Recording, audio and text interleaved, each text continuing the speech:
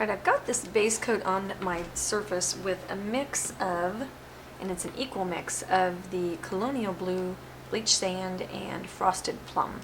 And I've mixed them all together, and then I added an equal measure of Bleach Sand to the mix after so this is the dark, and then I made it an equal mix with Bleach Sand to make it lighter.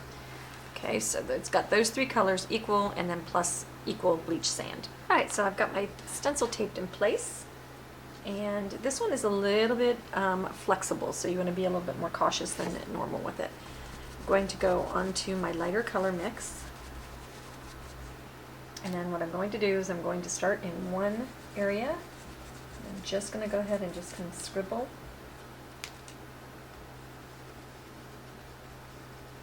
And blot it off on the paper towel. So I just, whoops, let me get you. It's a long board. So I just want a faint look. And I'll just repeat that over the whole surface. And this stencil is made so that this edge will line up with this edge in this end, so it's a repeating stencil.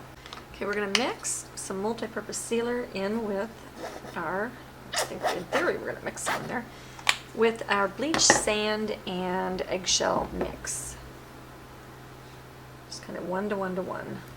And that will seal our board and base coat it all at the same time. So next we're going to take Dimensional Effects, and we are going to mix some of this into some of that.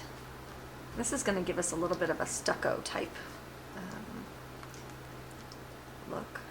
I'm hoping that this is light enough to show up. I think I'm going to grab some white. Okay, we'll add a little bit of white, just a touch. We just work it all in so we get a nice smooth consistency. I'm going to kind of press it all in together.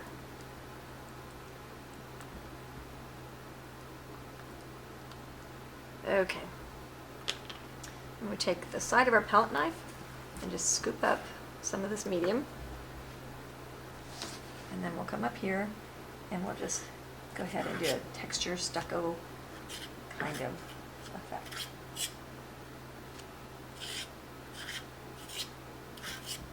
And so if you just barely drag your knife on its rim, it won't lay down all the stuff. And if you need to, you can scrape it back off and reapply. And you want it kind of thin.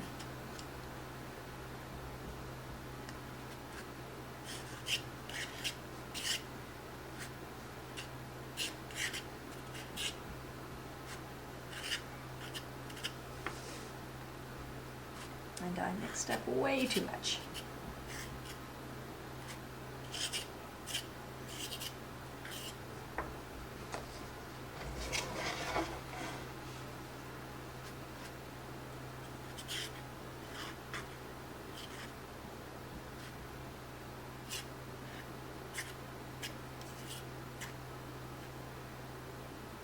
Okay, and you really want those rough little edges.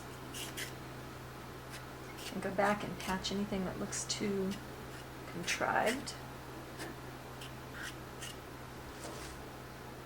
And then you could even go back into your other color if you needed to and just kind of lay some of that down over it. So you can't tell where one kind of begins and the other goes.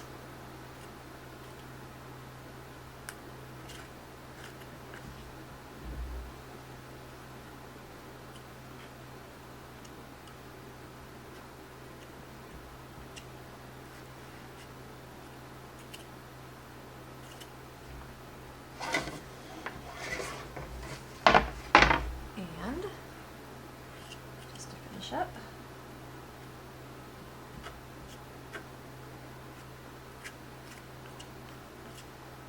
Okay, and let it dry. Okay, so I want my colors, my two colors, to kind of settle in together. So the way we're going to do that is we're going to use some Dove Gray with a little teeny bit of our green, our eggshell, and a wet brush. So we want this a little bit puddly, and then blot it. And then we're just going to go over the top. Think of it like concealer or makeup. Just go over the top and make everybody kind of unify.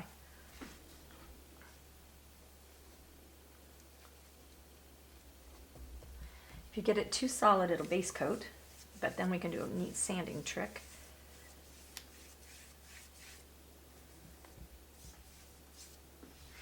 Okay, so just keep working. A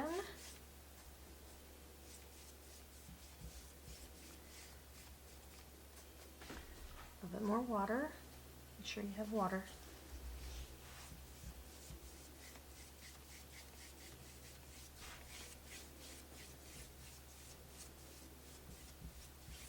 Okay, and so now it's got some background texture, but it's got some unity.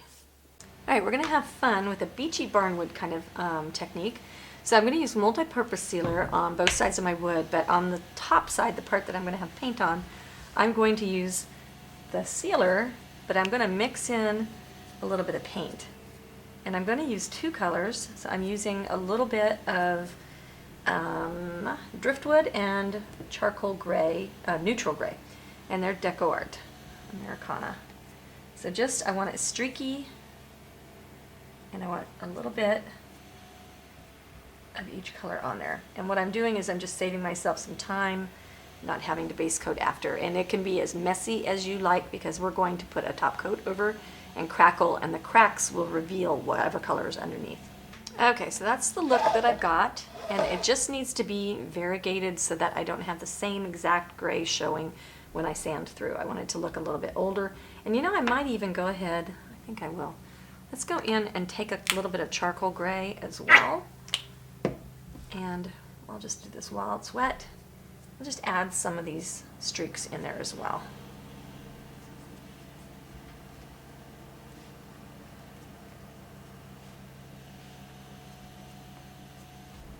Just to have a little bit of depth. I think that that'll be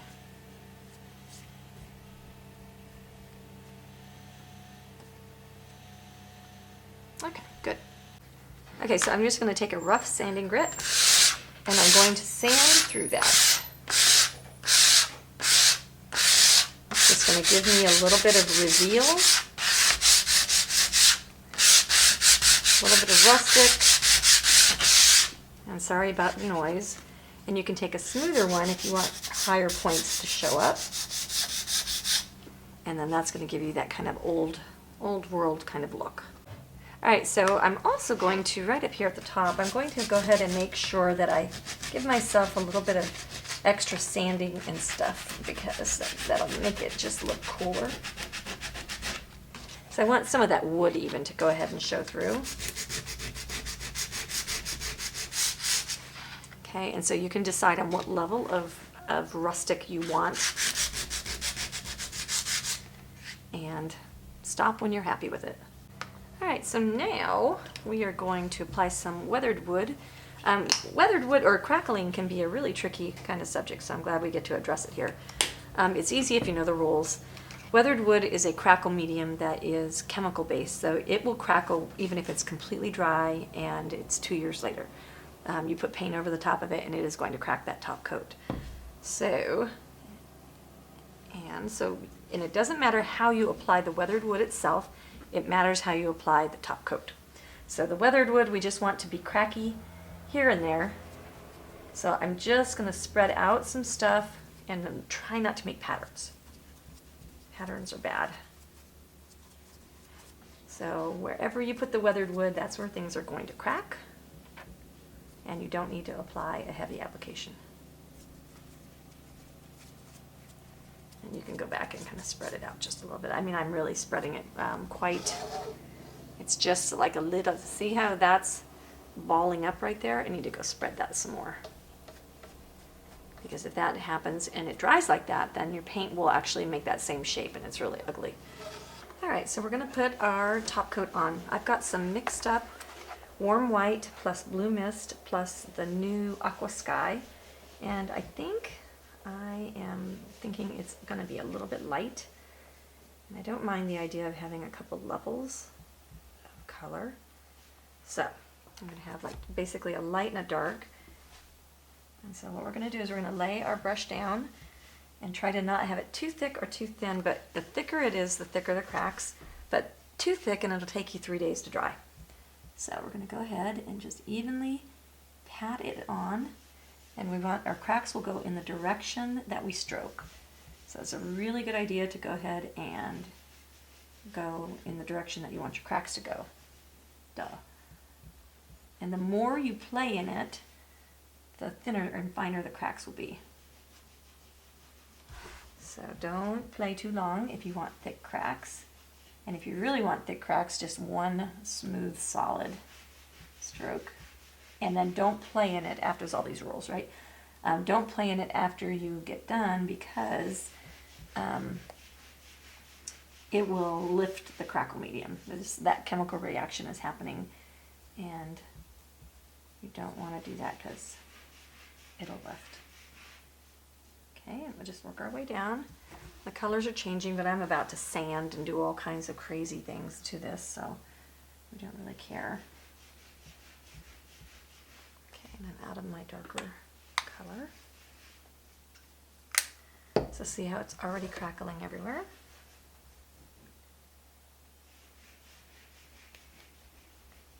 Okay, now I'm going to work methodically up here in the upper corner.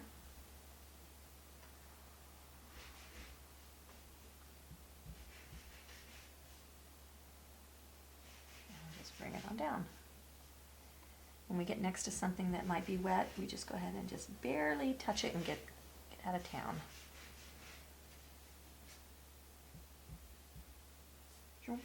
Don't leave anything too thick if you can help it, but I'd rather have you leave it thick and have to deal with it after than to deal with a yucky lift spot.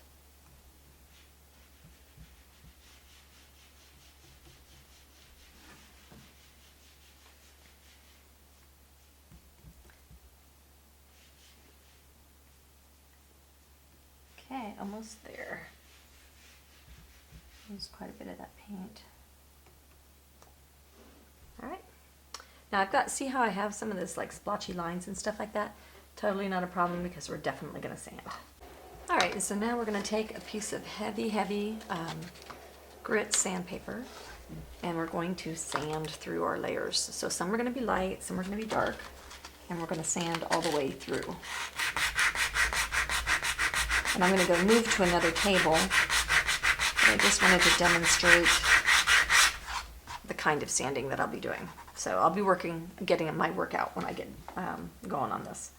Okay, so I've got this look right here, and I really spent some time sanding and distressing.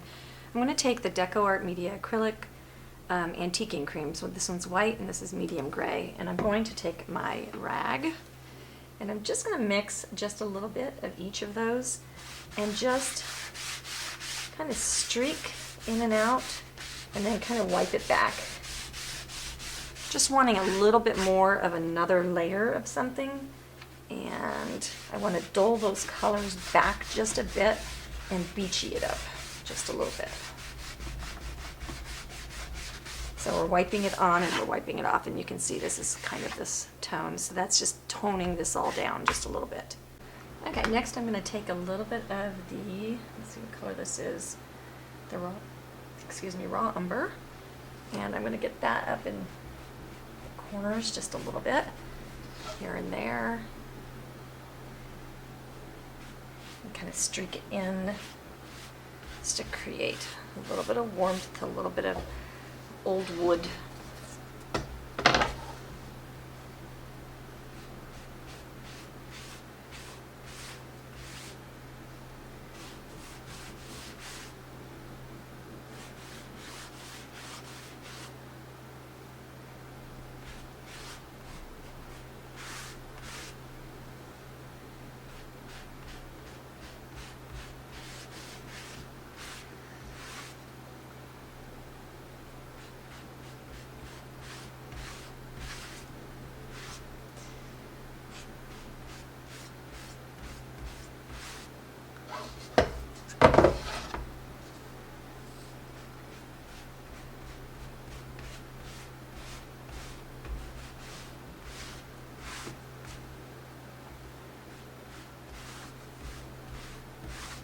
Okay, so we're going to do a rustic black board. I'm going to take, this is raw umber, and we're going to take a little bit of our weathered wood. And once again, we don't want this everywhere. And I'll just kind of streak it here and there. And that will just get us a little bit of crackle in a lot of little places. And you really work it out so that it's nice and flat. And then I try not to make patterns, so if you find yourself making a pattern, find a way to break it up. Alright, we're going to apply lamp black in a thick manner, and I'm going to do it with my brush kind of perpendicular to the surface. So I want it to cover the first time, and I want to get in and get out and not touch the areas where I've already applied paint because it will lift the crackle medium. That's what we're going to do. Nice, and the cracks will crack in the direction that you stroke, so make sure that you stroke in the direction you want your cracks to run.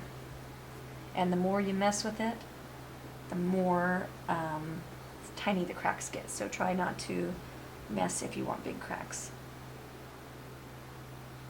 And try to work in an orderly fashion and don't leave big blobs everywhere. Okay, so this is what I've ended up with. You can barely see my crackles and stuff, but what we're going to do next is we're going to take our sanding disc, our real heavy grit sandpaper, and we are going to distress the ever-loving goobers out of this thing, and we're going to make it really cool. Okay, and then after we get this all sanded, we're going to go into our, which color is this? Umber. And we're just going to go ahead and glaze over the brown. What I like about doing this, and you don't have to do it on every scratch, but I like that it makes the black look distressed. Like it makes it look like old paint. The black paint can look just really new, and I like that this makes it look like it's been out in somebody's barn for a long time.